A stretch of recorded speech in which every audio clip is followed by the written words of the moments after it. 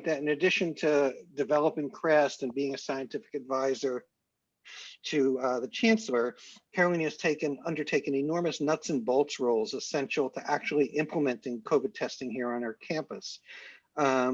So her intellectual leadership, as well as her skill at the bench, and I'd emphasize her skill at the bench here because not that many of us who are faculty actually still know how to use a pipette pen. But she has really, this work has really come to fruition for the campus community with our recent CLIA certification of a new campus laboratory that's been developed to conduct not only surveillance, but also diagnostic COVID testing on campus. And to illustrate how important this lab is to the campus community, let's just talk for a minute about turnaround time between the time you give a nasal swab or a saliva swab and how much time it takes for that answer to come back positive or negative. In COVID world, time is everything.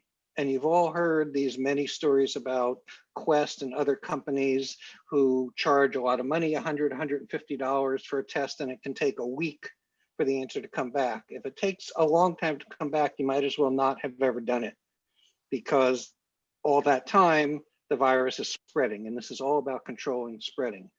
So in contrast to Quest and most every other place that I know, the lab that we developed on campus here, and I'd have to say that was the hub of the wheel in developing that laboratory. If the clinicians give us their tests in the morning, they have the answer in the afternoon. If they give it to the lab in the afternoon, they'll either get it the same afternoon or the next morning. So this is a real game changer for the campus. And I can't tell you how important Carolina has been in developing that both at a high level and at the nuts and bolts level. I'll also add that it costs about $20 or $16 a test instead of $100 or $150. So some of the financial hemorrhaging the campus is doing is also mitigated by this. So finally, I could tell you a whole lot more about it, but I'll just finish up by saying that Carolina continues to provide really invaluable advice on a daily basis to the campus and certainly to me as I try to organize some of the campus COVID response. And both on these lofty matters, policy matters for the chancellor's committees and operating the laboratory. There's always new COVID tests. Everything is changing. In addition to time being everything is changing. There's always new tests. Every week, there's a new test that comes out and we have to check it to see, is this going to be better for us still? Carolina is the go-to guy, along with Carlos, who she works with in the laboratory, to see, is this test going to be good for us? Every week. There's always new twists and turns in the virology of this beast, and Carolina is, again, the go-to person. So she does all this, and she does it with a smile, and she's a wonderful colleague. So I'll stop here, and it's time for Carolina to tell us about the pandemic and everybody's hopes for a good vaccine. Thank you, Sudha. That was way too kind. Thank you, but I thought it was time for us to have an update, and so that's my purpose today. So let me just start sharing my screen here. Let me just go. Okay, so you guys should be able to see my slides now, right? All good? Okay. So the last time I talked to you guys was in March of this year. I'm going to show you some slides from that time when all of this started. And the situation has changed significantly. And there's been a couple of very important developments in the past 2 weeks or a week even that I thought it was really crucial for us to get together again and talk about those changes and those advances. So what I'm going to tell you is first the status of COVID in the country, then the surge of cases that we have seen in the past couple of weeks at the country level. I'm going to go then smaller and talking about our campus even. And then we're going to talk about the potential vaccines and treatments that we have all heard about in the news in the past 2 weeks. So the first thing that I want to tell you or I want to show you is how the situation has changed since we last talked in March. In March, we had this number of papers, and this is from basically quantification of peer-reviewed and preprints papers that Nature had until June of this year. And here we have almost, an increase of up to 30,000 papers since January. And you see the dramatic explosion of information from April to June. And this has continued. It has not slowed down. So you can actually project this graph to November, and it's going to be the same pattern. So the amount of information that we get is enormous, not only from the media, but also from the scientists. This really shows that the community came together to try to understand this disease as much as possible and as quick as possible. But there's also a lot of information that is very conflicting.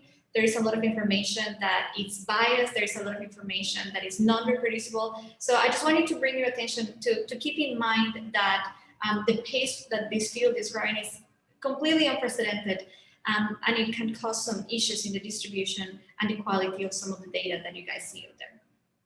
So I'm going to try to summarize not the 30,000 or more papers that we have, but really some key aspects of this disease in its current status. So again, I remember clearly the last time I gave you the update. It was March 11 of this year. And the reason I remember that day vividly was because right before I was giving that talk, the WHO declared COVID-19 a pandemic. It was not until that day, although we knew that we had cases circulating across the globe since February or January even. And I want to show you the picture I showed you that day. So this is how the world looked in COVID-19 terms in March 11 of 2020. We had about 472 cases here in the US. Sorry, where were we? It's about to happen. And there were 113,000 cases in the whole world, and only 4,000 deaths. Fast forward to May of this year, we had 5 or almost 6 million cases, 1.7 million cases in the US, and 100,000 deaths. So we saw the same way as the information for COVID-19 exploded, the cases just dramatically rise, and that's what you're seeing here. And now this was, I downloaded it yesterday to try to be as accurate as possible. Our tracking of the cases has improved significantly, but unfortunately, the number of cases has increased dramatically. We are now at 12.5 million cases in the US, and we have over 257,000 deaths. So this is not the situation only in the US. All of you are aware that the number of cases has exploded everywhere. We are reaching 60 million cases across the globe, and we have almost close to 1.5 million people that have perished because of this disease.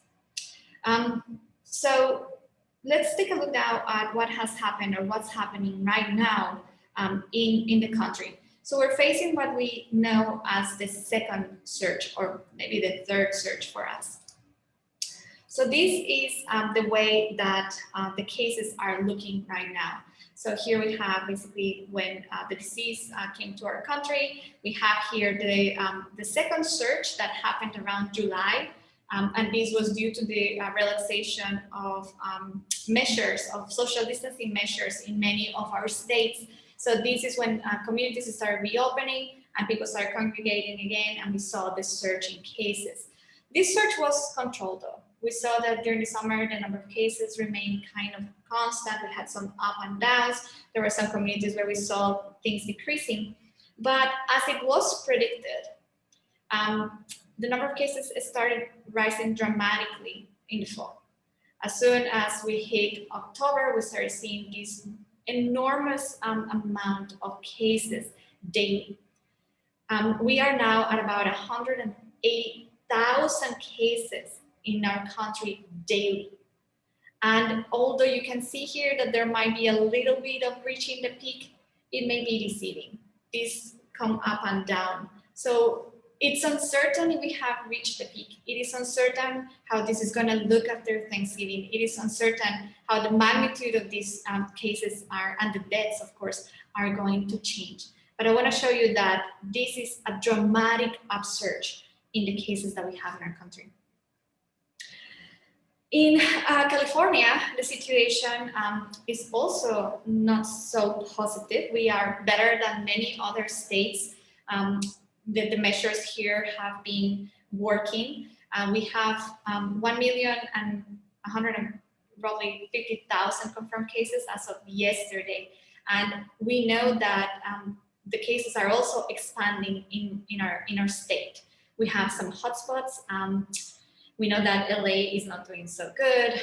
We know that some areas in the north are also, the cases are increasing dramatically. And of course, unfortunately, we have close to 20,000 deaths. They are increasing by the hundreds every day, and the cases are increasing by the tens of thousands every day. And I've heard from many people that it is feeling closer to home. You know of somebody who was exposed. You know of a friend that has it, or unfortunately one of your family members has it. It is really becoming more real than probably it felt in March or May or June. This is really affecting our communities right now. So what's happening with Santa Barbara?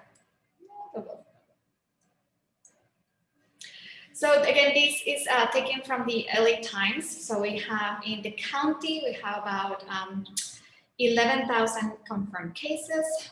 Our cases are increasing by the hundreds. We have 135 deaths and increasing just in single numbers again daily.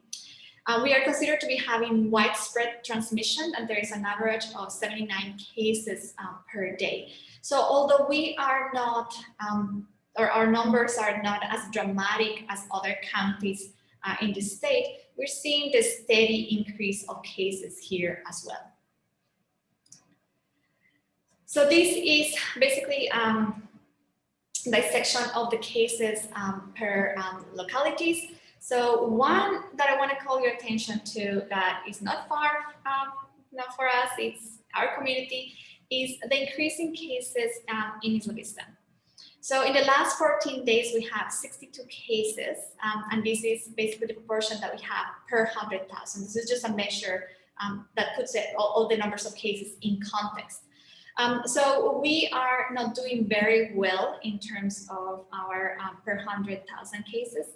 This number may not be very high, but again, when you put it in perspective, it is, as with everything else, a very dramatic surge in the number of cases for our community. The same happens, we've seen an increase in cases in Santa Barbara and also in our locality here in Goleta and in Gaviota. So we are having a second surge. We are seeing it, our communities are being impacted, and in particular, our younger people, our young members. So this is something that has changed a lot also since the last time I talked to you. When we were looking at the behavior of these cases earlier in the year, around May and June, we saw that the average or the median age for the positive cases was between 45 and 50, was in this group range. We saw that as time went by, the median decreased significantly. And all of a sudden, we had a surge of cases in the groups between 18 and 40 years old. And this decreased our median to close to 35. And it has been sustained in that range between 35 and 40. So the dynamics of the pandemic or the epidemic in some communities changed. So we had first the older population that is affected dramatically by the disease, having the majority of cases, and now we have the younger people. So again, this is probably due to just more congregations in this age group. We have also the reopening of colleges and the reopening of some schools that are also helping increase the density of these groups in some areas, which are not good for transmission and have enhanced transmission. So right now, we have that the percentages, or the biggest percentage of cases is in the group between 18 and 29, which is basically the community, or one of the major proportions of the community that we have here at UCSB. Although the infection percentages look like this, the death percentages are very different. So we do know that although these groups have lower percentages, they are the most impacted by this disease, and we have higher percents of death in the groups between 65 and 85, and they basically just decrease as the age group decreases as well. But that doesn't mean that this group is exempt or that it's at no risk. We're going to talk about that. And please interrupt me whenever you have a question. Another change that we have seen of the behavior of cases in the young is that in addition to having a proportion or a higher proportion of cases in the 18 to 29 group range, we have seen a dramatic increase in children cases. So these are, again, the groups below 18 years of age, and the Pediatrics Association have reported 28% increase in cases in the week from the 12th to the 19th of November. Again, this probably has a lot to do with the reopening of schools that we have had, and this is across the US. So this is probably due to the reopening of schools in other states. And there were 144,000 cases reported in the past week in children, which is also an alarming increase in this population. And as I said, the younger patients are at lower risk of severe disease, but they are not exempt of the risk at all. There have been more than 6,000 deaths in people younger than 45 years old, and this is as of October of this year. We also know that 1/5 of the patients in that group age or group range, age group, that are hospitalized are going to require intensive care. And we also know that 1 in 5 patients that do not get hospitalized, the outpatients, are reporting lingering symptoms. And to this day, we don't know what are the long-term consequences of this disease. There are some patients that are reporting, for example, loss of the sense of smell. And in some cases, this may be permanent. We also know that there are some that are having long lesions that could also lead to chronic conditions. Inflammatory responses that are exacerbated in some of these individuals could also lead to secondary effects. So we still don't know what is going to be the overall impact in this particular group. And it is something that we need to keep in mind. So what's happening in colleges? So after all, we are here in a university, we have our university community, and it's important for us to know what's happening around our country. So we have about over 300,000 cases in 1,700 colleges. And what I want to show you is a map of how this looks. So basically you see the purple dots are where we have more than 1,000 cases, and the light yellow ones are where we have fewer than 100. So this just gives you an idea that this is happening everywhere. So it's not that just one state is having a bunch of cases in colleges, but they're actually throughout the US. In California, we are doing slightly better than some other states, and that is also due to the conservative measures that many of our schools here in the state have had in terms of bringing back students. So, of course, when you open colleges, you have heard horror stories of hundreds of cases reported in a couple of days, and that has to be with the increased density of individuals and the social interactions that are going to be unavoidable in these groups. So I wanted to bring it more home, right? So these are the cases for our University of California sister schools. So we are right here, we report about 33 cases, and this is a measure of the cases per location. So basically the locations, the cases in our county. So this is not a reflection of this number of cases, but the county cases. So overall, as at the University of California, we're not doing very bad. And so I want to tell you now about what are we doing here? What are we doing at home in order for us to prevent or to understand this disease dynamics a little bit better.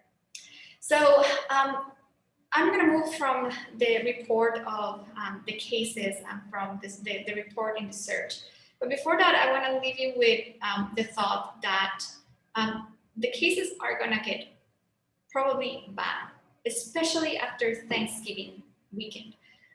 We've seen it in the news, we've heard it from our friends. People are still planning to get together, people are still planning to go visit their families, people are traveling by air, airports are busy. It's just not the right time for us to be congregating.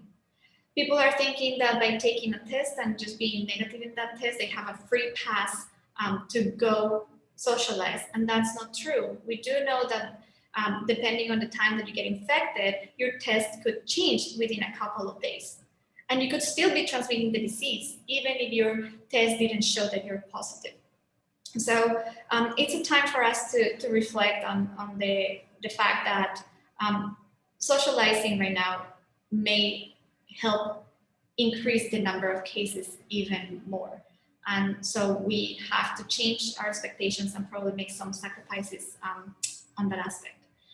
Okay, but let's talk now about the hope. Okay, what are we doing? Yes, so the cases are bad. Yes, we have seen these surges. It's not ideal. But the communities are not standing still.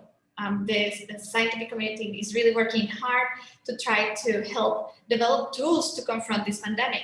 So what I'm going to tell you is advances in the three main avenues that we have to confront this disease. One is diagnostics, the other one is prevention, and the last one is treatment. So let's talk first about diagnostics. We've had an enormous amount of development of new tests, rapid tests, high throughput tests, simple tests, at-home tests. There are so many different ones, and they are all needed. So it's not that just by having one, we have the answer for high throughput testing, but we need all of these different varieties of tests. And it is really remarkable to see how the diagnostics have changed from early on in April to now in November.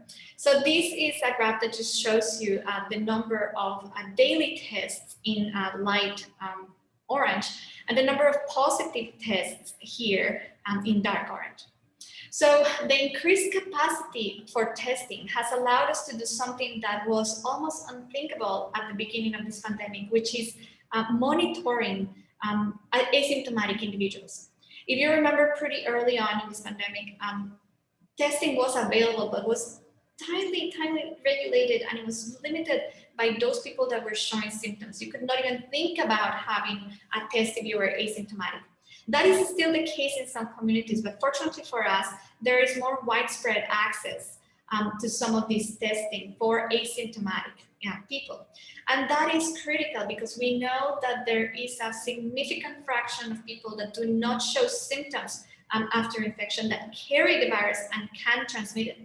We know that some of these individuals are going to develop symptoms after a couple of days. We know that some of them are going to remain completely asymptomatic. So it's really important for us to understand what is the prevalence of the virus in this population for us to be able to control outbreaks whenever we can detect one in these cohorts.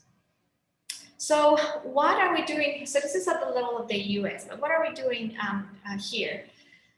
So we have testing, as Stu mentioned. We developed this BioE lab, which has been an enormous team effort that is pretty successful.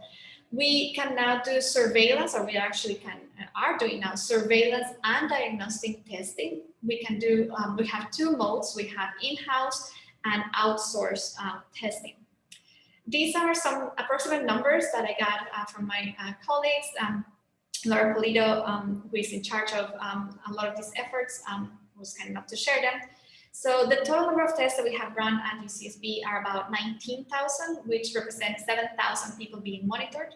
In the last 2 weeks, we have run 5,700 tests, which are 4,700 people in our community. The total number of positives that we have detected since March are 319, and the positives in the last 2 weeks are 53. Which again, just illustrates the change in the dynamics of this disease in our community. And currently, I am very proud to report that we have a capacity of 5,000 tests weekly, which is pretty significant, especially for our community. Okay, this again could not have happened without the amazing work of several groups of people, but I just want to highlight here the enormous effort from student health and a group of pre-analytical sampling, basically where you go and get your swab or get saliva collected.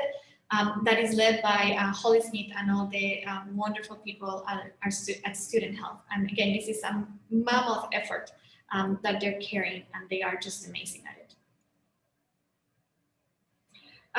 So I want to tell you what we're doing here at the in-house testing. So as I said, our lab has been approved for diagnostics, which was a major advance for us. We can now diagnose our own people here on campus.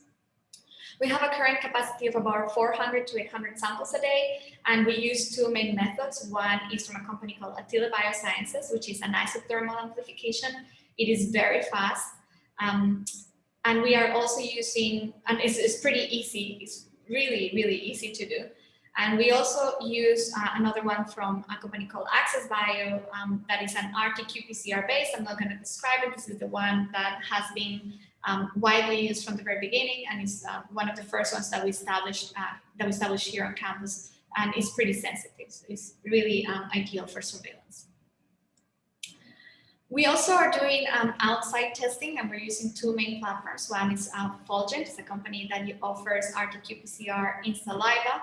And we're also partnering with UCLA, who uses a method called SwabSeq.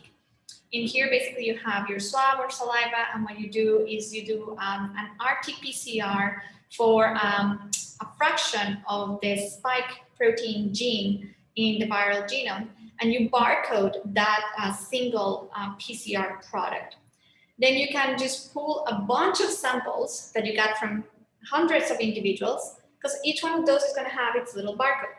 And then you can sequence them very quickly and very efficiently and very affordably in an Illumina sequencer. And after that, you can use those barcodes to fish out individual products and match them again with the sample that it came from.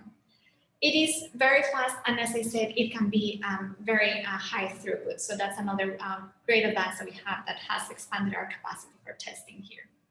And they're good to work with.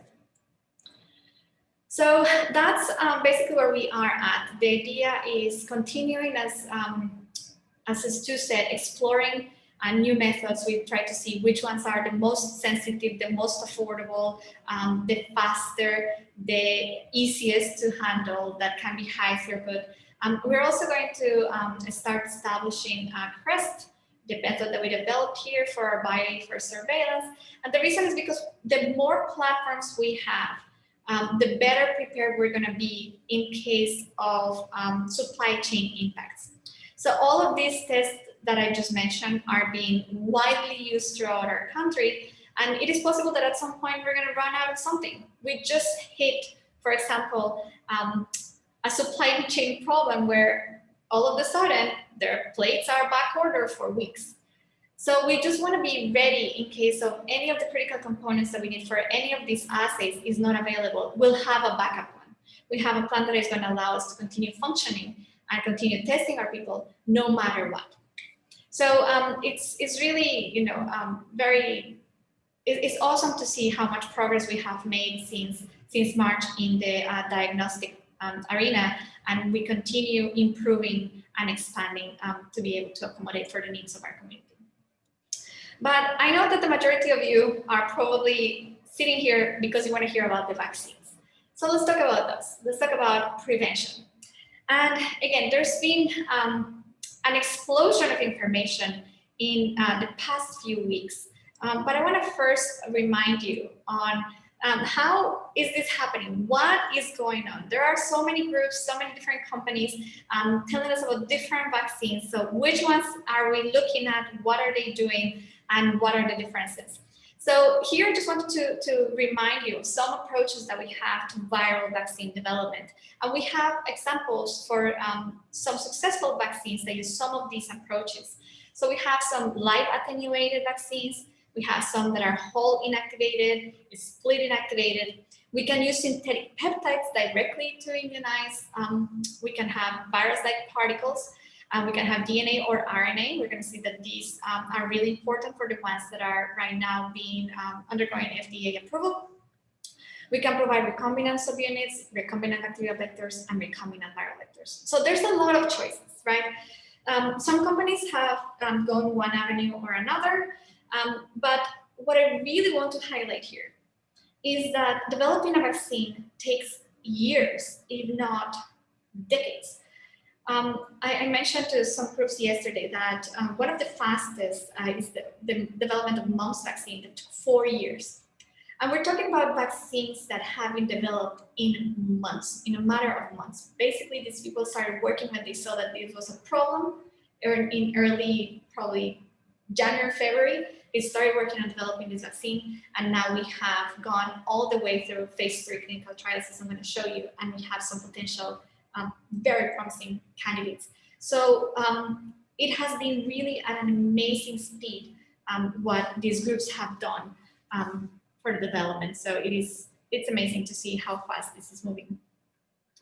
So let's talk about two of the ones that have been in the news in the past 2 weeks. So the first one that we heard of was the Pfizer and BioNTech. This one uses or is a nucleic acid-based vaccine, and it's an RNA vaccine. So basically what we're delivering here is a little piece of RNA that is encoding for the spike protein. So the spike protein is, remember, those club-like projections that the virus has in its outer shell that help it bind the cells. So basically those, that protein is the one that we're expressing here. And the process is simple. So this RNA is, as it's mentioned here, is encased in a lipid coat so that it can go into cells.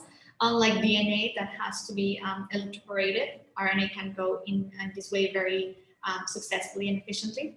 And once the RNA is available in the cell, the viral proteins are going to be translated and the peptides are going to be presented, thus eliciting an immune response. So it is a simple concept. We do not have approved vaccines that use this method. There are some that are in clinical trials for other viruses besides SARS-CoV-2, but so far we don't have any of these approved by the FDA. So it's a new method that allows a very fast development, but again, it will be the first one of its kind. So Pfizer partnered up with BioNTech, and they have a vaccine that they call BNT162. They went through clinical trials, especially a phase 3 that was just finished. This one started in April 30th, and it's ongoing. There are about 44,000 subjects that have been recruited, and what they reported was that it's 95% effective against SARS-CoV-2 infection, and that this begins 28 days after the first dose. So this is a 2-dose vaccine. What does it mean that it's 95% effective? Well, in the clinical trial, you had subjects that received the vaccine, and you have some others that received a placebo.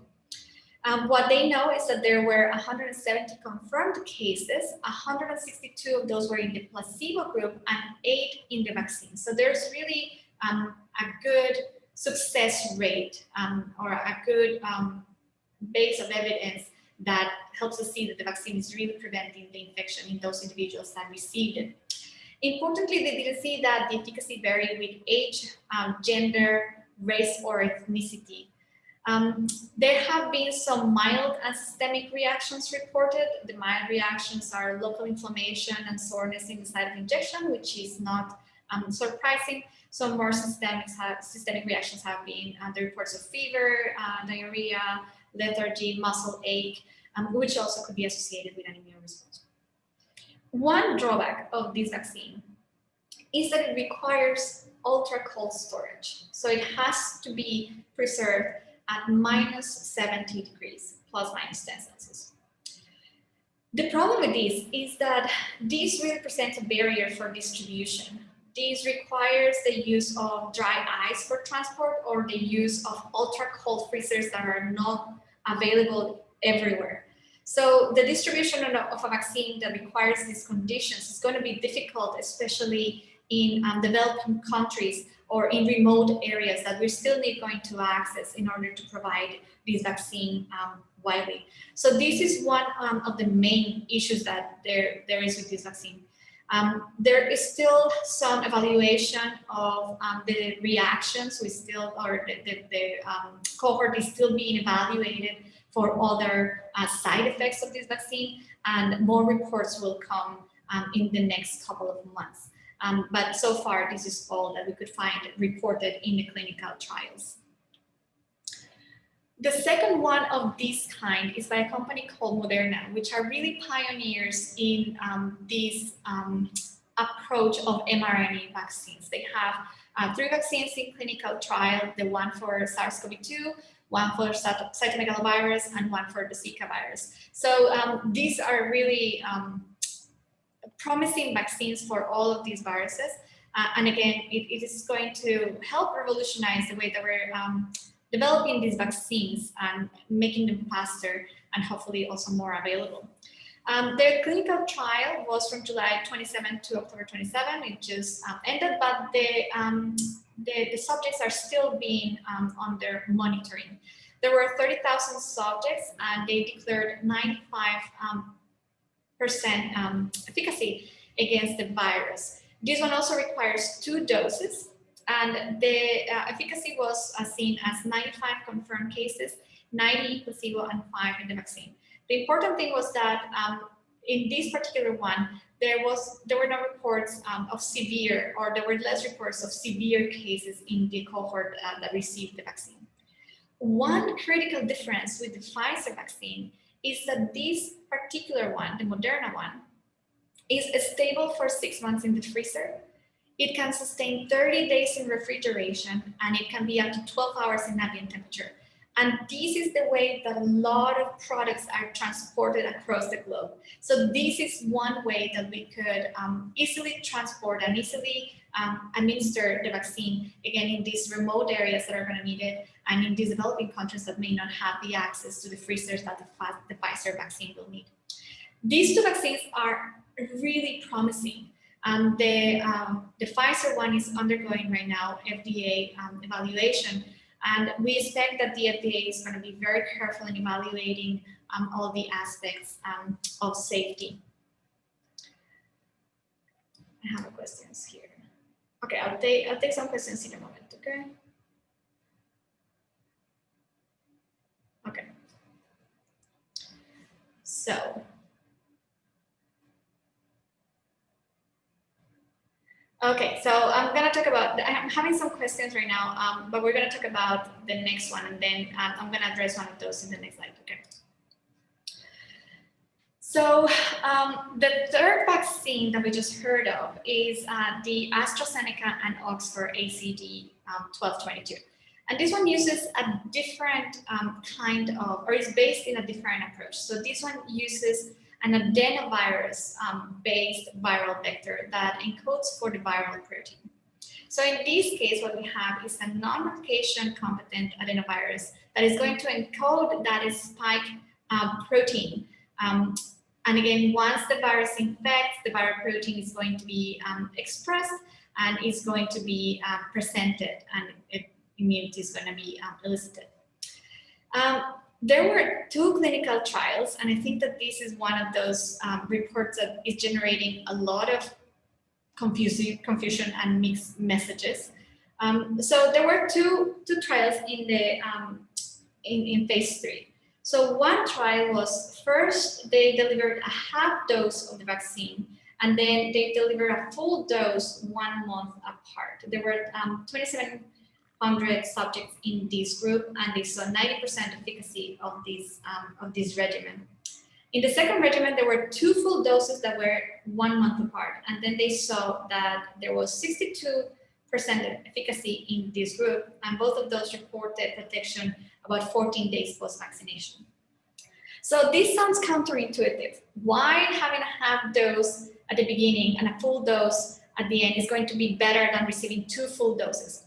Well, there are some hypotheses out there. One that may be possible is that by receiving a full dose, you're going to develop an immune response against the vector, right? So remember that this is different than the one that we just saw. So that may be counteracting the efficacy of the delivery for this viral vector. So that's one idea. There are other hypotheses out there. People are trying to really see how is it that maybe the half dose is eliciting a stronger cellular response than the full dose. But all of this remains to be determined. These results were reported, I think, earlier this week or last week, and we still don't know much about secondary effects. We don't know much about the general properties of this vaccine and how these two regimens are changing the immune response. So we still are expecting some more information to come out in the next couple of weeks about the AstraZeneca vaccine. Okay, so let me see. Okay, I have a good question here. So do you think the efficacy of this vaccine will drop once all the preventive measures will stop taking now? In other words, is the percent of efficacy Pfizer declared really reliable? That's a good question because it is going to be impacted by of course, social crowding and the lack or presence of social distancing. I think it is going to depend a lot on the adoption of this vaccine. Okay, how many people are going to receive it? When are we going to receive it? When are we going to have a good campaign of vaccination that is going to help distribute this widely? So I don't think that we're going to be able to just drop all the non-pharmaceutical intervention measures when this vaccine is available. I think we're still going to be social distancing for some time. I think we're still going to be wearing masks. I think we're still going to be taking some of the measures that we're taking, even when some of these vaccines are reported to be available as early as a couple of weeks from now. So as I mentioned again to another group yesterday, this is extremely promising. This is very exciting to see that we have this much progress, but we have a lot of things that we still have to consider. And I have some questions here about how long are these vaccines effective, and we're going to talk about that in just 1 minute. But again, this is really promising, but we still need to know more about the side effects of some of these vaccines.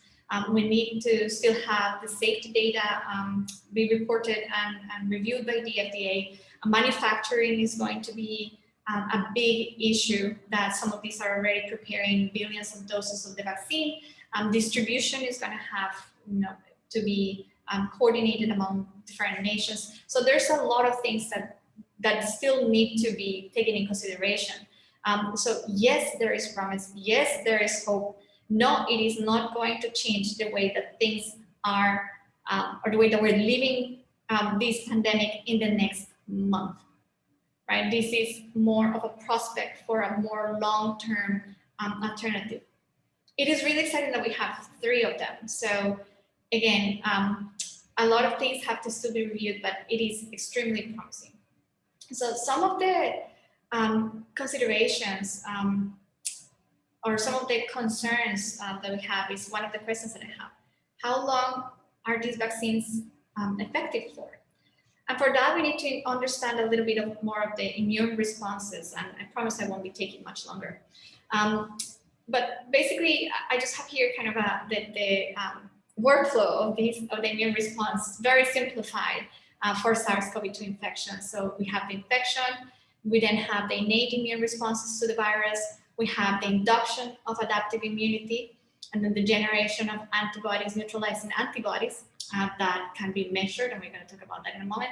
And then the establishment of memory, that are the ones that are going to provide more long-term responses. So this is a way to, or this is a plot of how these responses can look. But we still don't know really what is the span of these responses in many of these cases. And as I'm going to show you in a couple of studies, they're pretty variable. So we know that the antibody response can be detected 10 to 20 days following symptoms. But now the question is, how long does this response persist for? And when is the memory, the immune memory established? And that's something that people are studying. Okay. So they're having a couple of studies exploring this question. One that was a very large one was in England in a community study of 365,000 people. So what they did here was it's a self-administered test for antibodies. So they basically send it in the mail. You take it and report if you're positive or not for the antibodies. And the patients were followed up for 3 months. So they basically were required to take different or multiple tests during this time. What they saw, which is not surprising, is that antibody positivity was rated in those that had a PCR positive test. So basically, again, some of those that were asymptomatic, that maybe never got a test, probably were not, probably showed some antibody positivity, but was not as significant as those that had a PCR positive and also that had symptoms. They saw that the response was lower, the antibody positivity, the antibody response was lower in older individuals and in asymptomatic individuals. And what they also saw was that there was a decline in antibody positivity. They saw that the smallest overall decline was in the group of 18 to 24-year-olds, and the largest overall decline was in 75 years old. And we know that the immune response changes as you age, so this was not entirely surprising.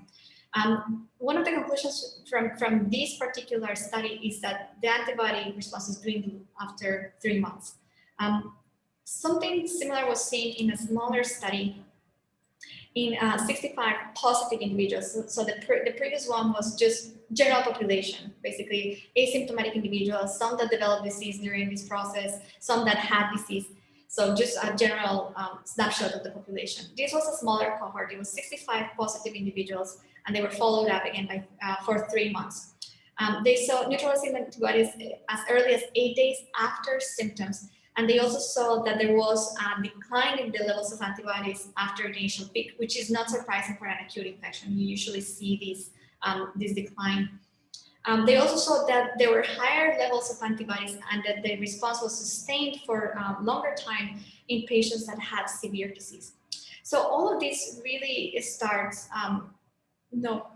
kind of setting up the stage of how long are we going to have protection with the vaccines? And I think we're still going to have to measure that. This is something that's going to be determined, and especially it's probably going to come from some of these studies, the follow-up studies with the phase 3 clinical trials on how are those antibody responses, how high are they, and how do they start dwindling in the next couple of months. So I think that there's been other studies where they have seen, for example, again, smaller cohorts, that some responses are sustained for up to 6 months. But again, I want to remind you that we started understanding more of this disease in the past 6 months, and that we've only had a significant numbers of infections that we can track the responses in the past 6 months. So we still don't know much about how these responses are sustained.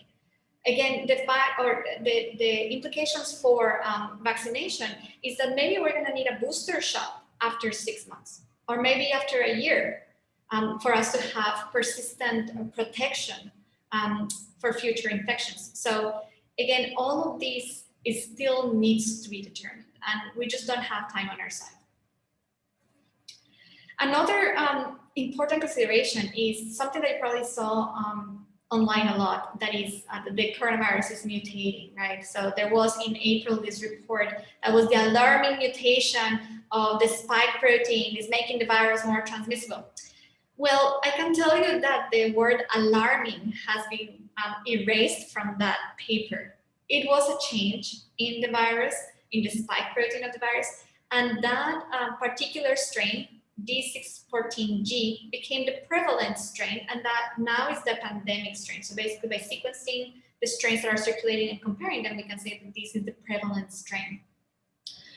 It was perhaps an event of natural selection. Maybe it is better transmitted. It is still unclear why this particular strain was selected.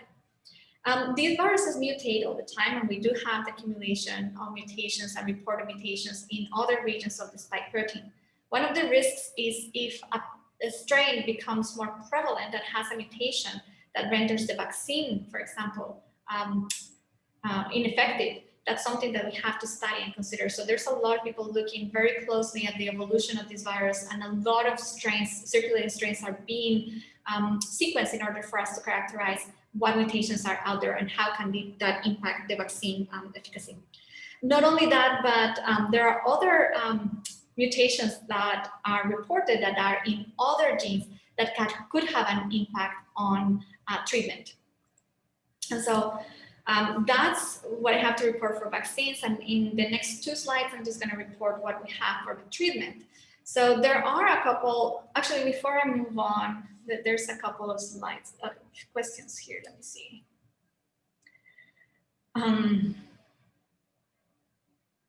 So one question interesting here is there a way to test for exposure only? Yes, so you can actually measure antibodies in the population to see if somebody has been exposed to it. So you don't need PCR test to tell you that you were exposed. You actually need an antibody test. But again, the question here is, even if you were exposed, your antibodies can dwindle and can decline with time. So you may be seropositive, you know, this month, and 2 months later, you're going to be seronegative, and you would still need a vaccine. So this is basically a question that is addressing the fact of, can we pre-test people so that we give the vaccine only to people that have not been exposed to the virus. But again, we don't understand much about how these antibody responses are persisting for us to just segregate that group and say, no, if you were exposed, you don't get it. So there's some, there are ways to do it. How that is going to impact vaccine delivery is still not clear to me, at least. So there are some questions here about how the vaccine has been developed using some cells of fetal origin. I actually don't know. I can look into that and answer that. If you want, just contact me and I can answer that in a private email, because I am not certain. I'm not sure. And then, so one question here is, how can I speculate about what the transmission dynamics might look like with multiple vaccines in circulation? And if we have a choice of what to get, what should we pick? Get a vaccine. If we have the choice, I think, what's the saying? Beggars can't be choosers. I mean, if we have a vaccine available that has been vetted by the FDA, that has the safety requirements, that has the efficacy requirements, it's, you know, it's important for us as a community to accept that we would have access to this and that we should get it. Which one is better? At this point, we cannot really say. There's different responses. Again, we still have to understand a little bit better about the AstraZeneca and how is this scheme of half dose, full dose working, and if it's better or not. So I think there's still a lot of open questions, but I can tell you that once I see the safety data and I see the FDA, you know, doing their diligent due process, I would probably put myself in the waiting list for one. Okay. So what are the treatments that we have out there? And again, all of these has been approved in the last month. So one that we heard pretty early on was remdesivir, which is an inhibitor of the RNA-dependent RNA polymerase of the virus. So it's going to block the replication of the virus rather than neutralizing, as we're going to see with a couple of other treatments. Just this past early this month, there was a final, what we call the final report on the effects of remdesivir for the treatment of COVID-19. There was a lot of hype about this drug. It's manufactured by Gilead pretty early on. And it was used for a while only for emergency use authorization. Now it is approved as a treatment. So that changes the cohort of people that you can give this drug to. What they saw was that the patients who received this drug, remdesivir, were more likely to have clinical improvement by 15 days of infection compared to those that received the placebo.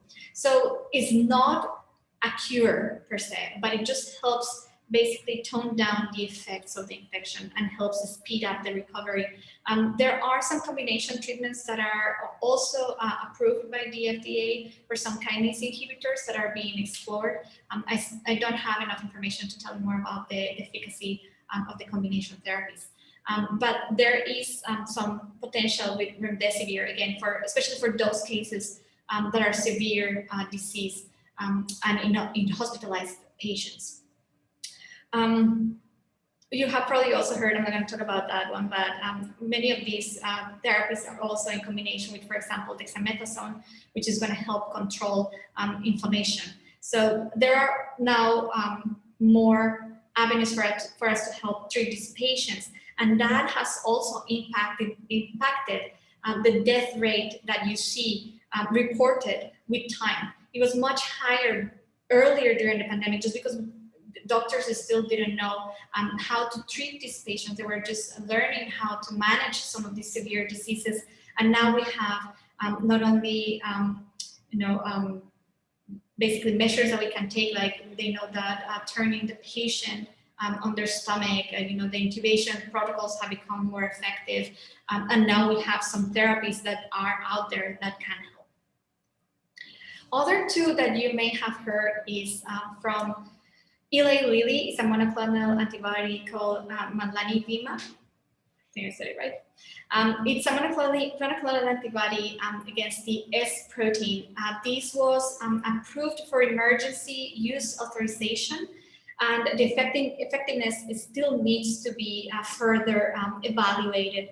It also helped with the patients that were hospitalized, so it helped reduce hospitalization and visits to the emergency room. And it also helped, as remdesivir, basically reduce the time of disease progression. And all of this is compared with patients that receive placebo. Interestingly, monoclonal antibodies have been approved and have been used successfully, extremely successfully, I cannot emphasize that enough, for other diseases, including Ebola. So there is a precedent for these monoclonal antibodies being very useful as treatment agents. And the last one that was approved for emergency use authorization for emergency use was casirivimab and imdevimab by Regeneron. So I just want to clarify here that Regeneron is the name of the company, not the name of the therapy or the treatment. This is the name of the antibodies. These are also monoclonal antibodies against the S protein. These antibodies, again, are not authorized for use in patients that are hospitalized or those that are undergoing some oxygen therapy. So it's for emergency use of patients that are basically in milder states than those that are in severe disease. And I think this might change rather quickly, but there's still a lot of evaluation that is needed for us to be able to say exactly how these antibodies are helping those patients that are in critical condition.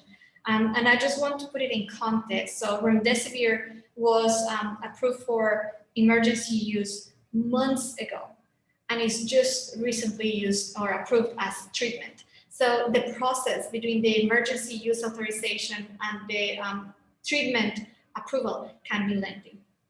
Okay, so that is my last slide. That's the last of my report on all of these advances. And I just will, oops, hold on. There you go. Slide duplication, sorry. I just want to thank everybody that helped some of the efforts that are reported here, especially our team here, COVID UCSB team, our student health team, and some students that helped me parse out some of the information that I presented to you today. Some of these are undergrads that we have kept engaged reading papers and having active discussions about some of these topics. And one of my grad students, Duncan. Again, the information out there is vast at best, and it's a great effort to be able to really parse out what is important and what is good science and good research versus some reports that are confusing at best.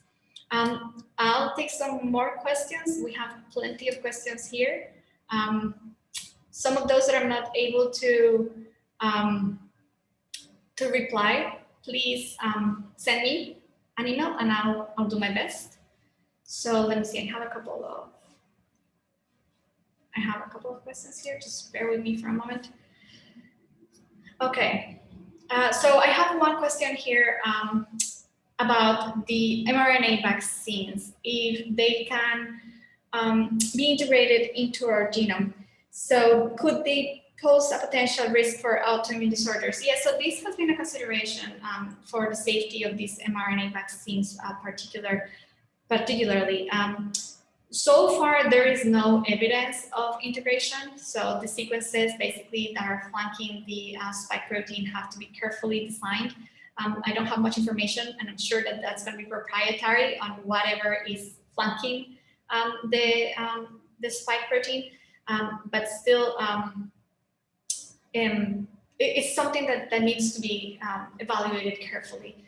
And some of those are the ones that we still need to wait a little longer to report. But so far, I haven't seen reports of increased inflammatory responses or autoimmune disorders. There's another one. Oh, what are the possible long-term effects of the virus? So here somebody's saying, so Joshua is talking about myocarditis. The list is so long of the different organs that this virus is affecting. So we know that it does have some neurological impact. We know that it has the cardiac impact. We know that it has coagulation disorders. There's been, of course, we know some of the milder ones, the loss of the sense of smell. Many patients are reporting fatigue and are reporting these consequences and effects, basically feeling sick for months after they have resolved the main issues, right? The coughing. And I cannot say it's still what is, I don't have a good answer for what are all the long-term effects, because we still don't know many of those. But there are some symptoms now that are being recognized as post-COVID disease. So basically, these individuals that were infected resolved the infection and were left with diverse effects and damage to different organs, right? So you can think that I'm seeing that there are reports that even in less severe disease and in some asymptomatic individuals, you do still have some lung lesions and some lung damage. So what is going to be the effect in 10 years from now for some of these patients? We don't know. Again, some of these inflammatory responses we understand from other diseases, and some people know what could happen, but particularly for COVID, is still not clear. Or when are those going to be resolved? Okay, so how concerned is the spike protein in other coronaviruses? Is this protein that tends to mutate in other coronaviruses? Okay, so there is some conservation with other proteins, particularly that of the SARS-CoV-1, which was the SARS pandemic in the early 2000s. So we do know a little bit more about the evolution of these mutations. But again, I think we are going to learn more and we're going to know more of what the effect of these mutations is and how are they being developed by monitoring the circulating strains. So that's why there's a very large effort in different institutions trying to sequence the spike protein from all the cases that they get. So I know that this is, for example, going on in UCSB, in some other institutions that they're really monitoring these closely. We also have a repository, a very large repository of sequences for COVID-19 that is publicly available, again, for people to be able to monitor this and do bioinformatics analysis on this. Okay, and this is a question that I have. Matthew as well. What is the difference between Pfizer and Moderna in terms of stability? So what did they add in there that made it more stable at room temperature and in refrigeration? I have no idea. And I don't think they're gonna tell us, because then Pfizer is gonna do it and that's the end of it, right? So it's unclear, but I'm sure that Pfizer, after seeing the Moderna results, has their whole team trying to optimize the temperature that the vaccines are stored in.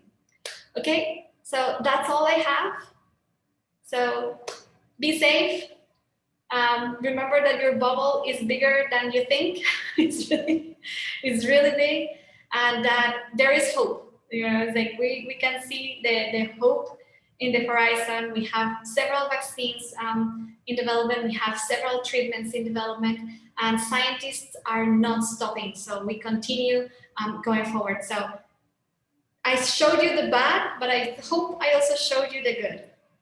We're not there yet, but we can see, I can see the light at the end of the tunnel finally. So I'll leave you with that. Have a good Thanksgiving, everybody, and email me if you have any other questions, okay? Thank you, Carolina. Bye, everybody. Hi, I didn't